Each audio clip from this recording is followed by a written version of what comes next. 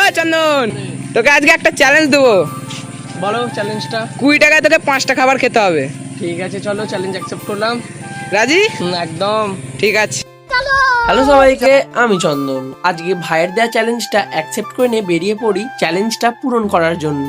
রাস্তায় বেরিয়ে দেখি যে রাস্তার একদিকে বৃষ্টি হচ্ছে তো আর একদিকে বৃষ্টি হয় না। এইসব দেখে বেরিয়ে যাই আমাদের চ্যালেঞ্জটাকে ঠিকভাবে পূরণ করার জন্য। ফার্স্টে চলে আসি একটা মিষ্টির দোকানে, তারপরে ওখান থেকে আমি 6 টাকা দিয়ে একটা সিঙ্গারা নিয়ে নিই। সিঙ্গারা খেতে খেতে ভাবি হাতে তো মাত্র আর 14 টাকা পড়ে আছে। তারপরে ওই 14 টাকাটা নিয়ে আমি একটা অন্য দোকানে চলে আসি। দোকানে এসে কাকুকে বলি যে তোমার কাছে 2 টাকা দামে কিছু থাকলে দাও। তারপরে কাকু আমাকে এই লজেনটা ধরিয়ে দিল।